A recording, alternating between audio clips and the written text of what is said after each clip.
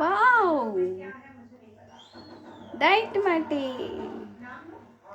ચાલો, જે કોઈ ડાયટ કરે છે તેના માટે જો ભાઈ 4 વાગે એટલે ભૂખ તો લાગે. હે, તમે તો ડાયટ માટે સલાડ આપ્યું તો સલાડ ખાધું તો પણ ભૂખ લાગી. તો ચાલો જલ્દી જલ્દી એના માટે લઈને આવી ગઈ છું મખાણા. મખાણા થોડાક મોંઘા તો છે પણ હેલ્થ માટે ખૂબ જ સરસ છે, ખૂબ ફાયદાવાળા છે. તંદુરસ્તી માટે, હેલ્ધી માટે અને ચરબી જરાય ન વધે. બરાબર ને? તો આ મખાણા છે. અરે બાપરે, ઘી તો આવશે જ, ગાયનું ઘી છે. ચાલો, આ ગાયનું ઘી, મરીનો ભૂકો, હિંગ, હળદર અને સંચળ. બરાબર.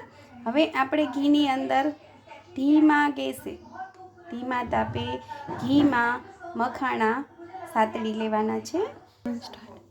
જો મખાણા સરસ રીતે સતળાઈ ગયા છે. બરાબર.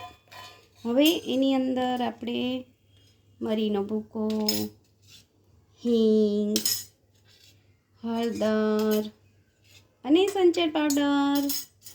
ચાલો, તમે જોઈ શકો છો કે મસ્ત દેખાવ જો કેટલો સરસ આવે છે. જોજો, ઘી સાવ ઓછું જ નાખ્યું છે, બહુ મસ્ત લાગશે.